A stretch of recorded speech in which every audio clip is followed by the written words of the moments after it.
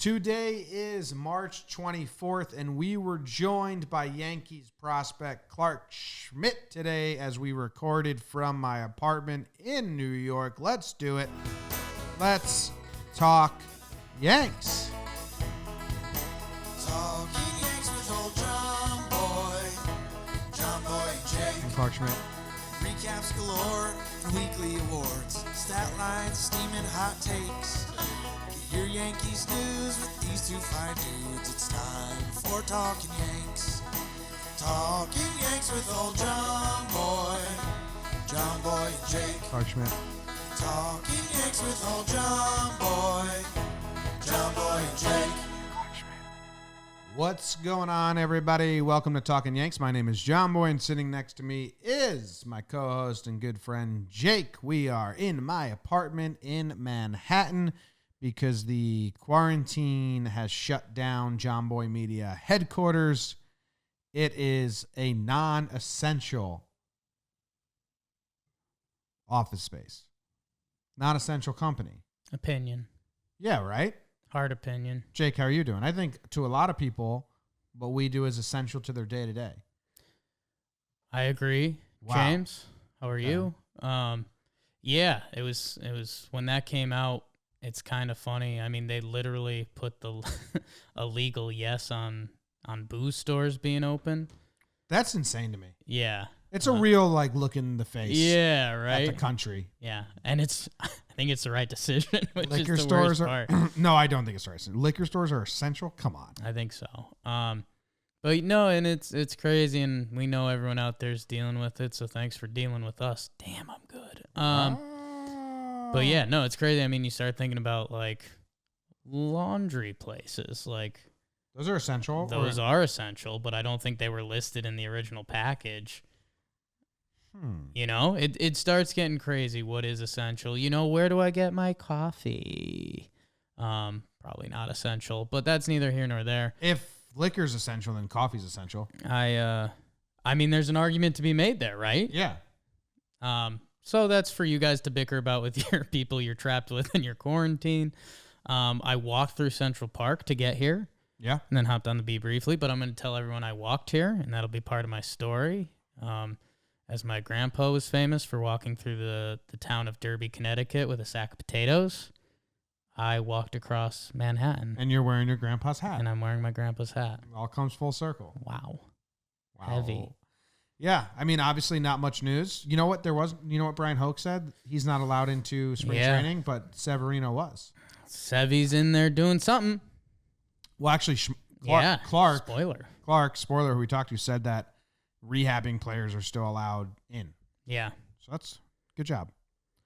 Anyway, there's not much. We're going to try and get as many interviews as we can during this hiatus, and we'll do voicemail episodes as well. So next Thursday night, we will record the voicemail episode that gets released on Friday. So call in to the voicemail line, which is 980. Damn, I haven't voiced it in so long. Wow. 98908. Strike that, reverse Let's start it from the top. 908-845-5792. That's the voicemail line. Do we want a theme or anything? Theme is questions. Questions? Opening day memories? Opening day Ooh. questions? Baseball? Baseball's a good theme. Or not. Yeah. I'm okay with either. Okay. Open-ended. Your theme guys' is call. The theme is grab bag. Okay. What's your favorite kind of grab bag? We've discussed this. I forget if it was on here or JJR. Tune in. We do a secret Santa or white elephant every year, and there's supposed to be a theme on it. And the theme 2 years ago was it was open-ended, or it was do what you want with it, and it was that's not anti-theme. And yeah, that my sister still hasn't recovered from that. I remember you telling me that story before. It's a bad. I'm with your sister. It was tough. I'm with her. It came in with really, really good intentions. It was also fair to be it was anti-theme, but that's this week's voicemail episode. So that is 908, and the rest of the numbers Jimmy said before. 854, Chad Green, Roger Maris, Derek Jeter. 845 maybe. I don't know. Didn't I say 845? You said 854 right then. Oh, it's 845 for sure. Okay. 845-5. It's on our Twitter and It's our on there. Instagram and our everywhere. Just go find it on your own. Sure. Jeez. Gotta do everything for you. All right. Let's go straight to this interview that we had with Clarke Schmidt. I will play the interview. Oh, no. What? You're getting too excited for interview warning music. Oh, my God. You know. I'm just trying to do the interview interlude that we do here on Talkin' Yanks. Here we go. Oh, back to back. Belly to belly. We are joined by Yankees pitching prospect Clarke Schmidt. Clarke, how you doing, brother? I'm doing great. How are you guys? We're good, man. We are in my spare bedroom of my apartment, riding out the quarantine in New York City. And you're in Atlanta, back home? Yeah, back home in Atlanta with the family, kind of doing not a spare bedroom, but I am quarantining with the family, I guess you could say. We're all hanging out here in suburbs of Atlanta. Are you getting the quarantine crazies yet? I mean, are you still settling in? Because I know. I think everybody's somewhat getting it. My mom's like any other mom, and she's she's a stickler on it, and she wants everybody, rightfully so. I mean, she's doing what all moms do and make sure that we do all the precautions and stuff like that. And so I get it from her all the time. So yeah, I mean, just watching a lot of Netflix and playing a lot of video games, I guess, and doing what you can do, working out and stuff like that. What's your Netflix show right now? So actually, I recently got into Formula One, the F1 documentary. It's like a 2-season thing so far, and it's insane. I love that show. It's actually really sick. And you're kind of a reality show guy, right? We got some notes on you. We got some notes on you. Yeah, there you go. I'm a huge reality TV show guy. I love it. That's great entertainment. So are you just planning on getting lost in there? Are you can you rewatch reality TV? I don't know. That's not something. I mean, I guess you could maybe. I've actually rewatched Jersey Shore before, and it was. I think it was better the second time through than the first. Yeah. So I don't know. I think the challenge is coming out. Yeah, I'm a challenge junkie, and oh yeah. So I love the challenge. I was just told. I stopped watching, and then I was told that it got good again the last 2 seasons. So I think it's better than it was before. Now it's just the drama is real good now. So I went back. I watched the last 2 seasons, and it is good. They went back to that producer. I got to ask, are you a Johnny Bananas guy? Love Johnny Bananas. I'm all in on Johnny Bananas. I'm here for the drama. He's good. He's good TV. He makes a really good TV, and he's just a rattle box. He's in everybody's head, and it's hilarious to watch. And then do you appreciate Zen Dad CT as much as crazy angry CT? Because I appreciate that. No. Yeah. All right. Yeah. I want old CT back. I want rip CT. I always think back to the CT. I don't know.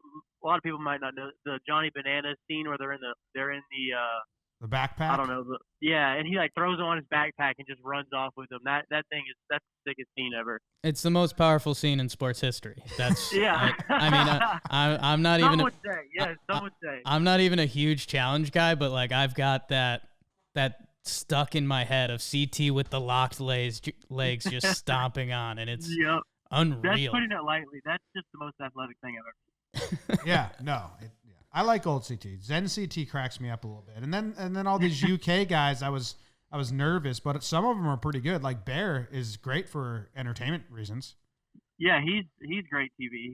Anybody who just gets in people's heads like that and just gets people riled up, I'm all here for it. I mean, that's just when people are freaking out because they're just mentally weak, and then Miller or Johnny Bananas and Bear just crack them like an egg. It's so easy. Are you on the field, are you a light switch guy? Do you go into game mode? The CC Sabathia, he's like a guy on the challenge. When he steps in between the lines, he turns into a crazy CT or an angry person just screaming and yelling, especially with the Tampa Ray stuff. Yeah, I would definitely say I'm like that. It's kind of like, um, you try to, have not an alter ego, but you kind of just have two different like personalities, and just like I definitely am way different than how I am when I'm on the field or like game days. Like even the day that I'm pitching, I'm that guy that everybody talks about. Like you don't really want to talk about or be around, or that's me on game days. Like every other day, I'm like always calling my family, like just keeping in touch with them and letting them know what's going on. But like when game days happen, like I don't get a call from them at all until after the game. Like and they just know to not really mess with me. And then like during the game, I'm just like super competitive kid, and like I've always been like that. So yeah, I've always been like super fiery on the field, and not easily set off, but just like you're on edge and you're just ready to you're just like kind of that killer mentality and just like that attack. And so yeah, whenever I see CC's clips or anybody's clips of him getting fired up, like during games, especially during, like you said, during the Tampa Bay Rays and stuff like that, I can think about a lot of games like that when I was in college, in some of the SEC games and stuff like that, doing that. So yeah, I'm definitely like that. Maybe a little bit more than I should be, but yeah, I'm definitely one of those fiery guys out there. No such thing as too much. Gotta let it all out. When did that start? Because I think that's interesting, because that is an old baseball thing, and I'm like, were you 10-year-old little league, and it was like, Mom, don't talk to me on game day, or was it college, or when did that officially happen? Yeah, so I think like for me when I was in high school, so I grew up with a brother who's 2 years older than me, and he was always like way better than me at everything, and he was really good at baseball. In high school, like he turned down really high draft pick and stuff like that. So it was always one of those things where he like kind of pushed me to be better, and it was just like I just always had a chip on my shoulder because I was kind of a late developer in high school. I mean, I was always good and very talented, probably one of the more talented players on the team, but I was never like that guy like where you look at him and you're like, oh, this guy's a Major League Baseball player, or this guy's like he could dominate the SEC or something like that. You know what I'm saying? So it was like I was a late bloomer, and then when I got to my senior year of high school, it was like this guy you don't even want to play against, because I was just, I don't know, I just started, it built up, and I always played with the chip on my shoulder, and then I started to throw a little harder, and I got a lot better, and I was just a lot more talented than I was when I was younger. And it just took a whole nother level where, I mean, I can think back to games where like in high school where there was, whether it was bad umpiring or something like that, not me just yelling or berating the umpires. It was just, I would always just, I'm not afraid to say what's on my mind, especially when I'm out there. And it was one of those things where whenever I'm playing against you, it's like, I just have that killer mentality where it's like, I just want to destroy you. And kind of like, I was watching the Sonny Gray podcast talking with Trevor Bauer, and they were talking about, just their mentalities when they're pitching. It was like, they put it perfectly. Just whenever you're out there, it's just like this feeling that you just want to, whatever hitter I'm facing, I want to make sure that they just don't want to ever face me. Like when they look at the lineup card in the morning, I want to make sure that, they're kind of like, oh crap, I got to face him again. So it's kind of one of those feelings where you just want to intimidate the hitter as much as you can, and kind of just put as much fear as you can into them, and just, completely dominate them to where they don't want to face you again. And so, and that's how I am in anything, whether it's like around the house, whether I'm playing ping pong with my brother or with my boys, or playing pool, or just whatever I'm doing in the backyard, or golf, whatever it is. I want to beat you so bad that you just don't want to play it anymore. And that's kind of how I've always been. How's the ping pong game? I know the Yankees did their whole competition in spring. I'm pretty good at ping pong. I think I made it to the Final Four, or I think I made it to the Elite Eight. Not bad. So it wasn't bad. I was a pretty high seed too, so I had some high expectations going in. I ended up facing a little underdog in Trey Ambergy, and he was a low key like white horse, just sliding in, beating everybody. Nobody expected him to do it. Did you get beat by Trey Ambergy, or I got beat by him. So he was, I think he ended up making it to like, I know he made it to the Final Four. I want to say he made it super deep. So I mean, he was a big underdog. I think so. What they did was they would ask you like, how good you think you are, and then like other people would like vouch for you, and they would say like your rankings. Who was in charge of all the rankings? I don't know. I think it was Chad. One of our middle strength guys, and so okay. I think Damn, mental strength coach walking around asking you to be honest exactly. about That's messed up.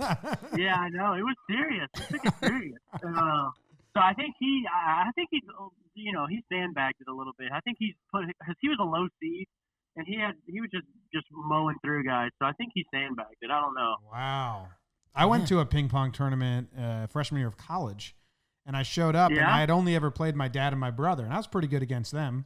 And then I go to college, and it was the whole tennis team was there, and this one dude just rope-a-doped me. I beat him in warm-up, so I was like, this guy, and then he just absolutely destroyed me. I left.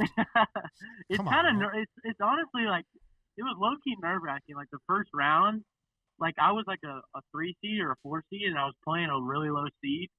And so it was like, oh, you're supposed to dominate them. And it's just like, you know how it is? It's like everybody's watching you, and you're like, dude, there's no way I should lose to this guy. So you're like, and it's just like, not every day you're practicing ping pong. I hadn't played in like months. And so it was like one of those things where you just got to really lock in. I was like, I'm not losing this game. Was there like a cheering section during all this? Did like guys stand around and watch every game? Yeah, it was intense. I mean, we had, so there was a bunch of tables at first, and then like the later rounds, they would move more tables to where like guys could kind of like not necessarily surround the table, but I mean there was a big circle. Like everybody would stay. I mean all the player development, not the player development, all the coaching staff and everybody, and then all the players. I mean everybody stuck around, and it got pretty intense. But the championship, Kyle Holder, he just completely dominated. Yeah, it wasn't even a competition for him. He's nasty. He's next level. Yeah, I mean, we're semi-connected to this Yankees world, and we got word that he was the favorite going in. So, I mean, when you've got that kind of reputation, I mean, that's... Yeah, he's got a lot of clout. Everybody. That's pretty crazy. Did he come with his own paddle? Did anyone come with their own paddle? So no, nobody came with their own paddle. Thinking back on it, I wish I did. I wish I brought my own table, because some of the tables were like, I'm being a stickler here, but some of the tables, there were like the real like ping pong material table, and then some were like a plasticky table, so you couldn't really spin the ball or anything. So yeah, it's like playing in an opposing away park or something. Like it definitely threw a curveball in the mix. Damn. Curveball in the mix. Segue. We will talk a little baseball in here. We do that sometimes. Let's go back a little bit. You're a South Carolina guy, right? Or you went to Cocky, go Cox. Yeah, that's right. So I'm from Atlanta, and then I went to University of South Carolina. Okay, and big bro was Clemson. Yep. Clemson. And I mean, in South Carolina, that's as big as a beef gets. I mean, how did that go down? Yeah. So he's 2 years older than me. And like I said, he was pretty much a stud. Like he was one of the perfect game All-Americans and all those guys. And one of those, he just had a lot of recognition coming out of high school. And so he went to Clemson. And when I was coming up, my sophomore, junior year, when I was getting heavily recruited by a bunch of schools, like, I was trying to figure out where I was going to go. It was one of those things where I pretty much, I was a late bloomer, but I did have a lot of looks. I was like one of those kids where it was like, oh, this kid's gonna be really good for a college player, but I don't know about the next, like, I don't know about anything after that. So for me, I was, my sophomore, junior year, I started getting looks at most of the SEC schools, and then a lot of the ACC schools. And growing up, my favorite team was UGA, just being a Georgia kid. So I was always like, oh, I'm gonna end up going here, like. And then after I visited Georgia, I was like, no, I don't think I really want to go there. My brother was already at Clemson, and Clay, my brother, and everybody else was already assuming that I was just going to go end up playing at Clemson with him. And then it just got down to the decision time, and I was like, I think I'm just going to cut my own path, because at the time he had such a big name for himself, and I was like, I'm going to go make a name for myself and kind of do my own thing at South Carolina. And what better way to do that than have a little family rivalry and add a little competition. So it was a lot of fun, and yeah, it's intense. I guess you could say Thanksgivings and Christmases were always intense around that time, especially when we were there together. And we'd always go back and forth, and it was all in good fun, and it was a lot of fun, especially because we got to play against each other for 2 years, so it was fun. He was a pitcher as well, right?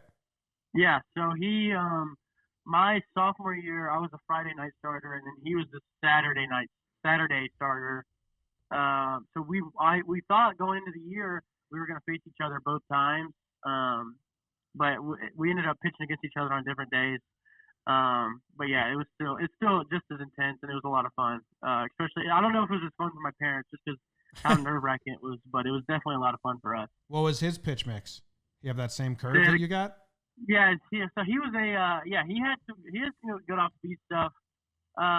He was more of a changeup guy. He had a big changeup and a big slider. So, but yeah, he actually, I think it was my sophomore year. I went out and threw like, I went and threw like, I don't know the exact line, but it was like 8 shutout innings or something like that on Friday night.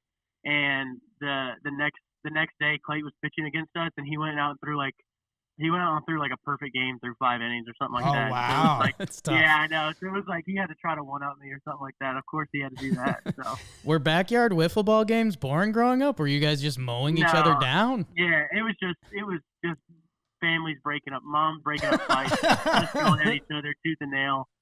And that's how we've always been. It's just like it's just whatever we're doing, it's like we're going at each other's throats. Like we're trying to beat each other so bad. Is Clayt home during quarantine times with you guys as well? Yeah, he's quarantining it up with the whole family. Oh, yeah. Wow. So you guys got to break out the ping pong table and the wiffle balls then. Yeah, we're like doing the Call of Duty thing and doing the ping pong, and me and him will just go golfing just ourselves sometimes, and it's just make mom happy.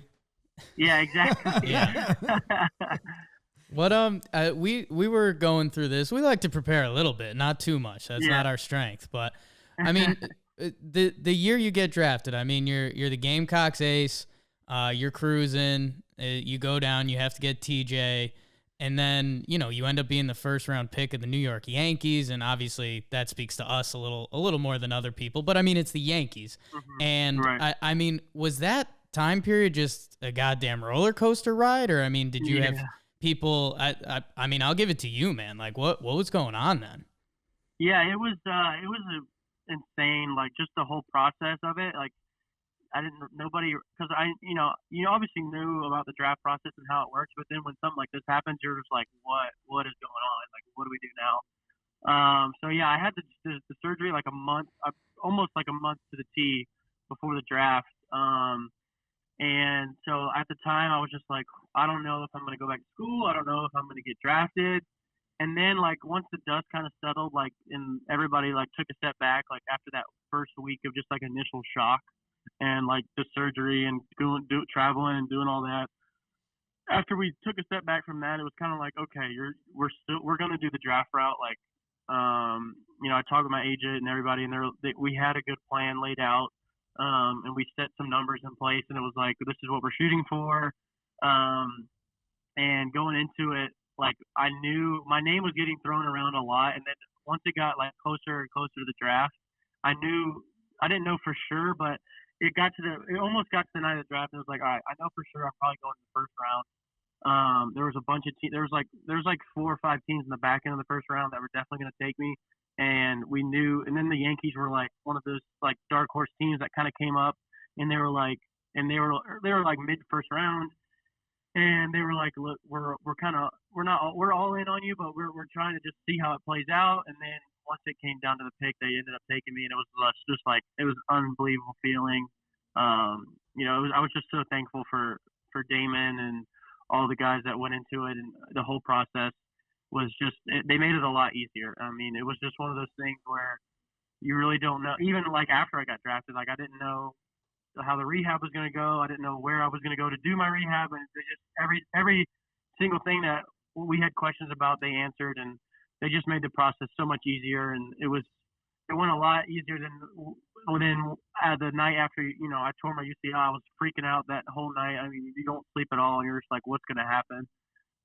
Going from that to draft night is just two completely different emotions and feelings, and to be able to kind of have those parallel was a great feeling. Yeah, it's insane. So is there a scout that works that area? Because we were looking at it, and Montgomery went to South Carolina. It's a little little Yankees Gamecock pipeline right now. Yeah, I know. We had Taylor Widener, Dom Thompson. There's the area scout was Billy Godwin. What a name! Yeah, I know. That's a baseball name, huh? And he's now a coach at UNC Wilmington, I want to say. So yeah, he was the area scout at the time.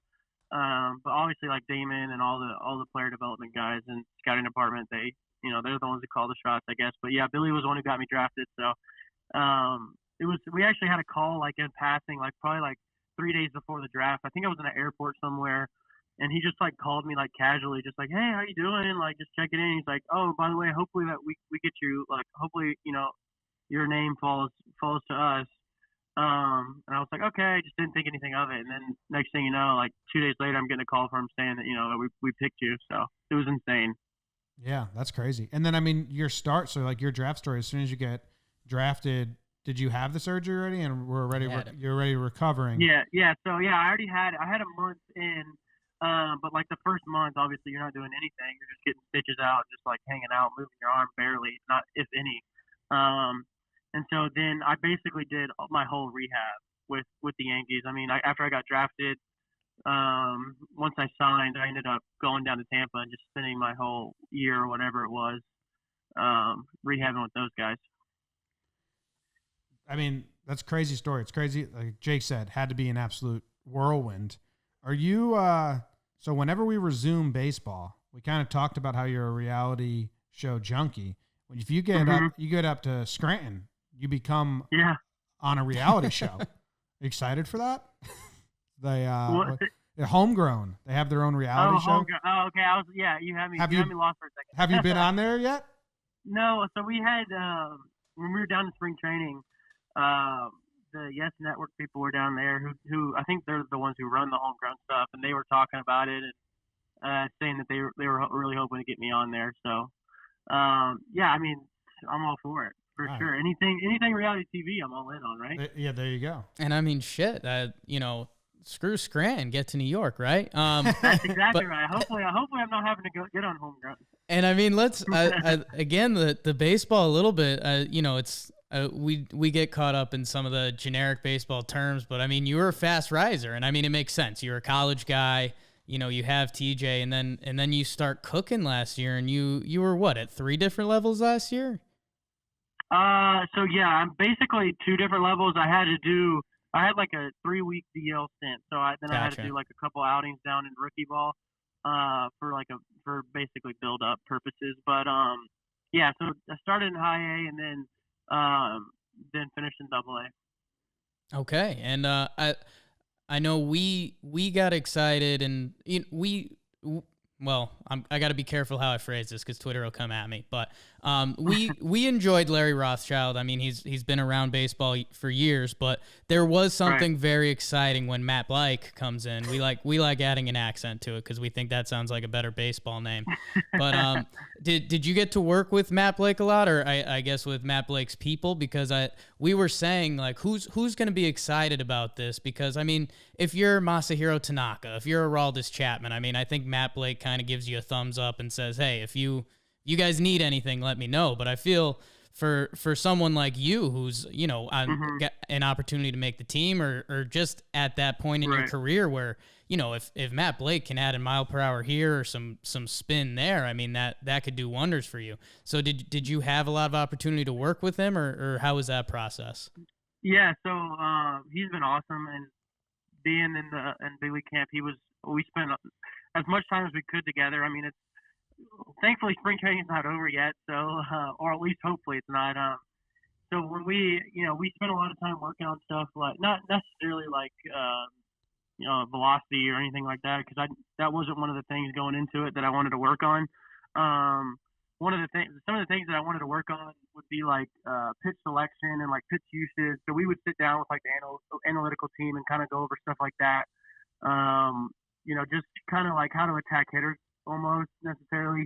And then we talked a lot about just some small mechanical things, whether it be like staying deeper on my back leg or just how I'm opening up. And he's one of those guys. He knows a lot about the back leg, like leg drive and lower half mechanics. He's so good with the lower half mechanics. He was a big part of that with the Cleveland organization. I mean, you see Clevenger and Bauer, the way they throw in their lower half. And I've kind of always been one of those guys who's not necessarily a drop and drive guy with my lower half, but I've definitely, the lower half is my main driving force for my pitching mechanics. So kind of just working on and kind of fine tuning that with him is one of the things that we would spend time on in bullpens and stuff like that. But yeah, he was great to bounce ideas off of and just kind of get our minds together and kind of figure out, whether it be efficiencies on pitches and stuff like that, what the most optimal would be for me, and stuff like that. So yeah, it was a lot. I learned a lot, and hopefully I get to spend a lot more time with him throughout the year as well. So it was really good. Yeah. So you put that curveball on display this spring. I mean, Pitching Ninja had you. Everyone was gifting it up. Is that curveball part of your arsenal for years now? Is that where you were throwing in college, or that kind of shape to it? Is that new? Yeah, so it's kind of interesting the way it's it's crazy how it's blown up. Like, I mean, it's nasty, man. I've watched it like 100 times. I appreciate it. So yeah, in college I threw a slider and a curveball, and like the slider. So for me in college, it was my slider. Like that was what I mean, like I struck out like all. I mean, if you go back and look at my strikeouts, about 70% of them were on my slider. And what it was kind of a different grip. And so I threw a slider and a curve, and I would throw that curve that I'm throwing now. I would throw it mainly to lefties or just to get people off my slider.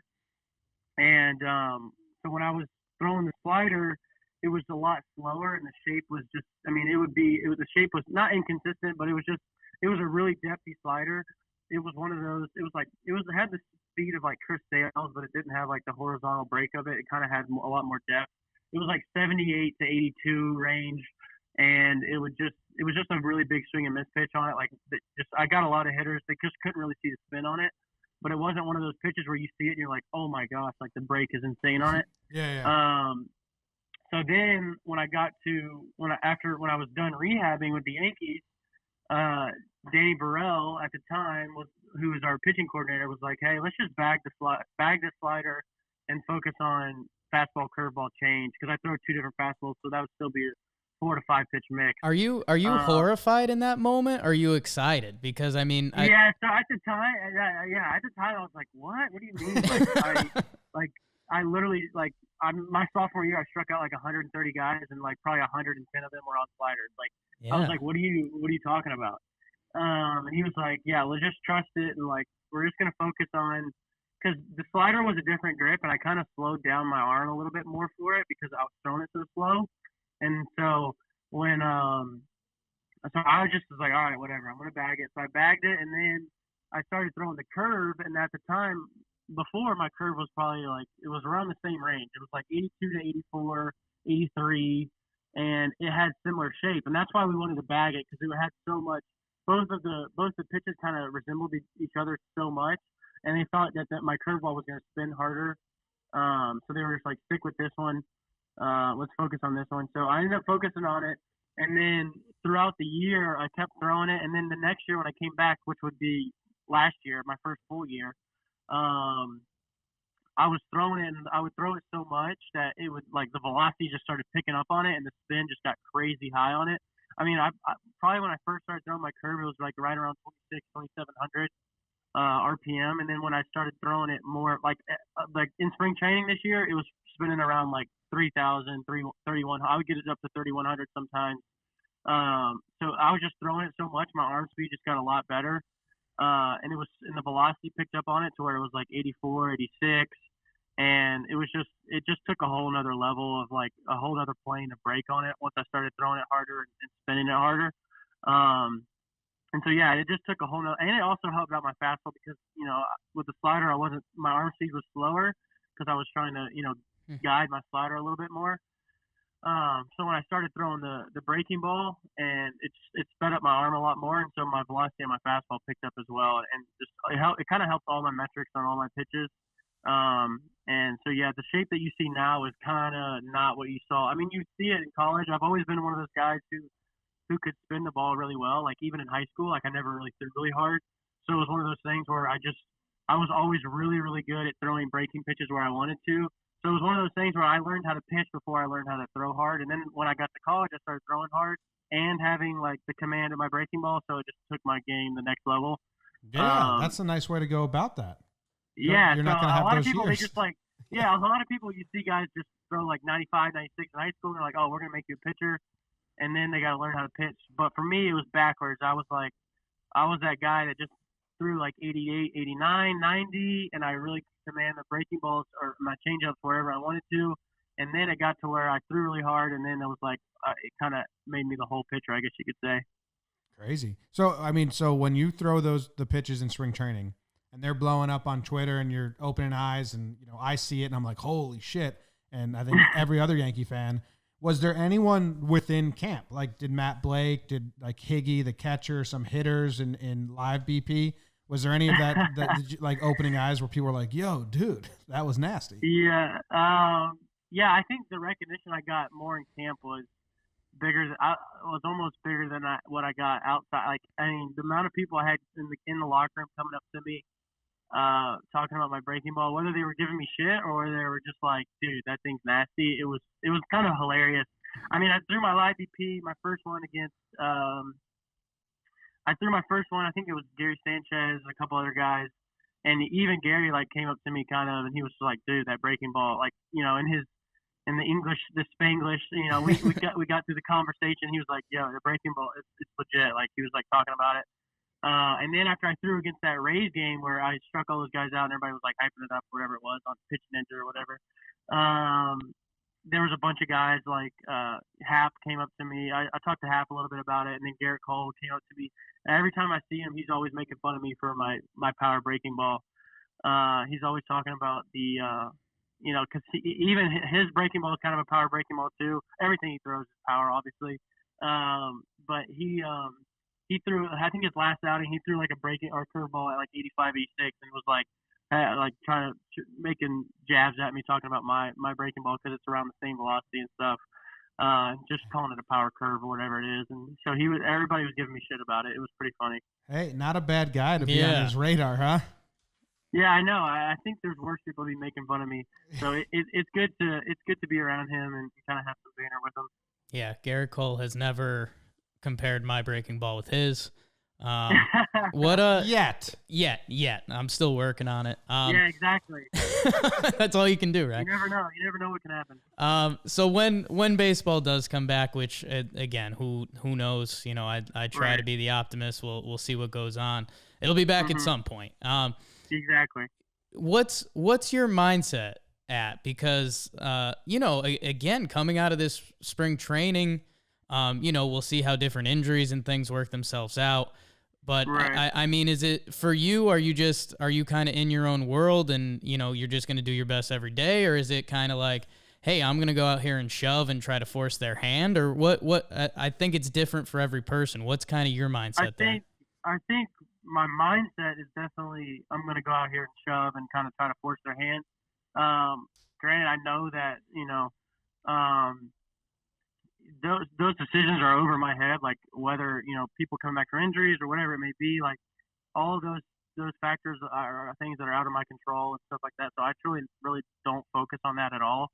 If I go out there and I pitch to the level that I'm capable of pitching at and do the things that I know that I'm capable of doing, then I might open some eyes that whether, and maybe force a hand, like you said, and kind of make it to where, hey, maybe we have to have this kid on the roster. But at the end of the day, it's one of those situations where, like I said, I can't control it. So if it happens, it happens. If they want me to go to AAA or whatever it may be and get some more innings or whatever it is, you know, obviously, and then at the end of the day, I just want to play baseball. So, you know, I'm down for whatever, obviously, but, you know, like you said, I want to force their hand. I want to go out there. I want to compete. I want to shove every time I go out there. Because, you know, anything can happen at this point.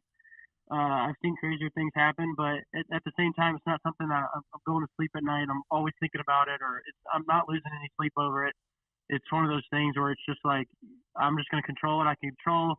And that's how I pitch on the field and how I carry myself and stuff like that. So, I'll leave those decisions to the guys who make those decisions. Sounds like the ideal mindset to me. Sounds pretty good. Sounds like you're pretty good. It's not bad. Not bad. Cool, man. Well, thank you for joining us. We won't take up any more of your time. Maybe I'll be in touch come April 1st. We'll talk some challenge together. I think we get There you go. a wiffle ball game going. You and me versus the Schmidt Bros. Yeah, There we go. You guys have to let's play do it, lefty though. Yeah. You guys go lefty, and we get taped bats, and we're good. Rules are I'm rules. looking forward to that one. We'll have to do that one. All right. Sounds good, man. Thank you. Enjoy your quarantine. I guess I'll have to. I don't know. I'll get back. I'll try to find something else to to ease the time of all this free time. I might have to make a TikTok or something. Oof. Oh man. Be careful. Yeah, everybody's. Yeah, I know. I tinkering the lines a little bit. Everybody's. They're doing all these challenges on Instagram and stuff. So In your I head, don't know what I'm gonna do. your head, what does your first TikTok look like? That's a good question. Thank you. I don't know. I might have to do the classic whatever that renegade dance is, where they're like throwing their elbow. Yeah, everybody knows it. Yep. Yeah. Or I could do the clout chasing, it's kind of like a thirst trap, basically, where you just like you just put some sad music on and you record something like kind of sad. And then you're like, tune in to part 2. And then and it's like nothing's part 2. It's really nothing. That's definitely the winner. That's the way to go. That's the winner. Yeah. All right, guys. Well, I enjoyed my time. You guys are awesome. Yeah, man. Thanks, man. We get nervous to do phone calls our first times with people because we're pretty silly. But dude, this was perfect. Thank you. Thanks, man. Awesome. Well, you guys enjoy your time and stay safe. You as well. All right. That was Yankees prospect Clarke Schmidt. Very nice of him to call in and join us. And a little behind the scenes. Jake and I sometimes find it very difficult to do phone interviews because the banter gets hard and things get lost when you can't see each other's faces. Clarke was awesome. Clarke was awesome. And credit to ourselves. We're fantastic interviewers. Wow, just the best. But no, that was awesome. Tweet and follow Clarke Schmidt. I saw him on the Twitter sphere. And as you heard, he's in quarantine mode like all of us. So tell him thanks for coming on. Yeah, do it. For real. Do it. For real. For real. You gonna play another sound? In life, unfortunately, all good things come to an end. And that was the end of this episode. Thank you, John, for walking us through that. We'll talk to you guys later. Stay safe. Go Yankees.